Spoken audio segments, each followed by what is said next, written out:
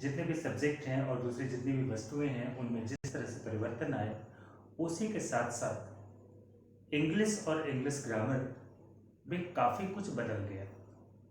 तो आज English grammar सीखने के दो डिफरेंट अप्रोचेज हैं। One is traditional English grammar and second is modern English grammar. ये दो क्राइटेरिया हैं, दो दृष्टिकोण हैं through which we will learn and compare English grammar, the modern approach and the traditional approach. सबसे पहले हम लोग बात करेंगे इन दोनों के बीच के बेसिक डिफरेंसेस का। तो इंग्लिश ग्रामर में हम लोग क्या सीखते हैं? इंग्लिश ग्रामर में हम लोग सीखते हैं सही तरीके से, बिल्कुल शुद्ध करेक्टली अपने इमोशंस को व्यक्त कर पाना या डिस्क्राइब कर पाना।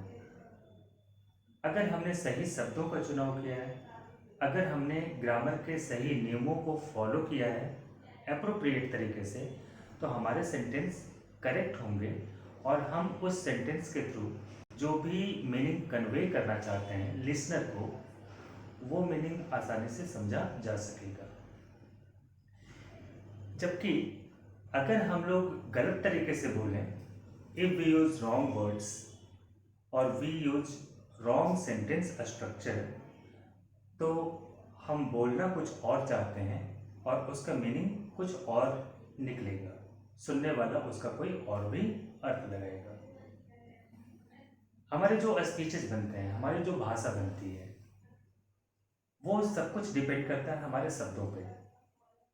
और ट्रेडिशनल अप्रोच ऑफ ग्रामर में जितने भी वर्ड्स थे उन्हें मेनली 8 कैटेगरीज में कैटेगराइज किया जाता था। जितने भी वर्ड्स थे, जो कि सेंटेंसेस बनेंगे या कोई भी सब्जेक्ट का पूरा पैराग्राफ या टॉपिक बनेगा, that will be made of words.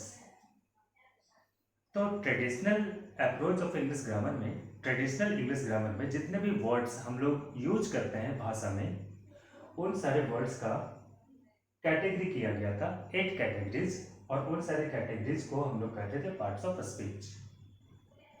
तो पार्ट्स ऑफ स्पीच के बारे में सारे लोग जानते हैं। There are 8 in numbers: noun, pronoun, adjective, verb, adverb, preposition, conjunction and interjection. इनके क्या यूज थे, इससे भी आप लोग काफी वेल वर्स हैं। Noun represents a name, pronoun replaces noun, adjective qualifies a noun, verb describes all the action verb, words, adverb describe or describe the meaning of a verb or make it more meaningful. Preposition, a relation between the position of one noun or relation between the position of two nouns. Conjunction, connecting words. Interjection, to express the emotions or excitement. लेकिन modern approach of English grammar में words के या शब्दों के सिर्फ 2 category किए गए। The first is form classes and second is structure. One is form classes and second is structure words. Traditional method में वर्ड्स को 8 कैटेगरी में डिवाइड किया गया था और मॉडर्न अप्रोच में सिर्फ 2 कैटेगरी हैं। The first category is form classes and the second category is structure words.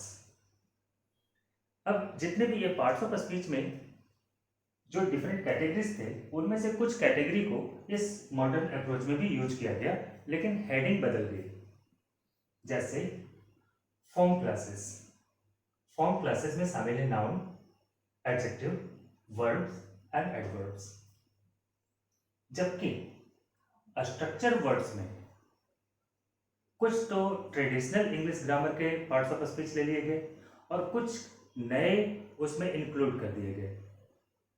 जैसे जैसे इंग्लिश ने प्रोग्रेस किया, जैसे जैसे इसका डेवलपमेंट और प्रोग्रेस होता गया, तो ये ज़्यादा से ज़्यादा स्ट्रॉन्ग इमोशंस को एग्जैक्टली एक्सप्रेस करने की कोशिश करने लगा और उस कोशिश में ये 8 कैटेगरीज के वर्ड्स शॉर्ट पढ़ने लगे। तो कुछ नए कैटेगरीज का जन्म हुआ, कुछ नए कैटेगरीज बने और उनके अलग नाम दिए गए। तो स्ट्रक्चर वर्ड्स के 10 कैटेगरीज हैं, 10 सब कैटेगरीज हैं। वर्ड्स के सिर्फ 2 कैटेगरीज हैं।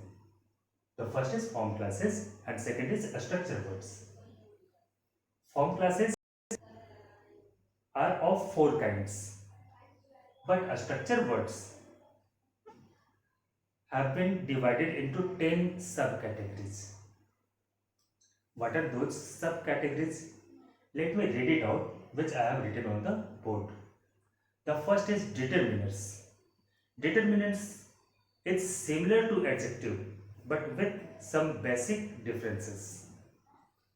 Pronouns, prepositions, auxiliaries, intensifiers, conjunction, interjection, and sentence connectors.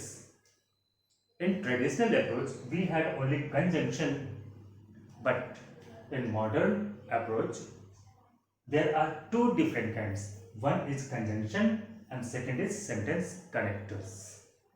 इन सब के बारे में हम लोग डिटेल में पढ़ेंगे कि सेंटेंस कनेक्टर्स और कंजंक्शंस कहाँ पे डिफरेंट हैं एक दूसरे से। सब ऑर्डिनेटर्स एंड क्वेश्चन वर्ड्स। तो जिस तरह के सारे पार्ट्स ऑफ स्पीच के वेरियस काइंड्स आपको अच्छे तरीके से याद थे, वैसे ही ये मॉडर्न अप्रोच में first main 2 categories and other सब categories should be memorized well so that later when we discuss them or repeat them, it would be easier for you to understand and recall it back. Rest we will present in our next video lesson. Meanwhile, pause for a minute, copy these various kinds, recall back my explanation that what are the basic differences between the traditional English grammar and modern English grammar.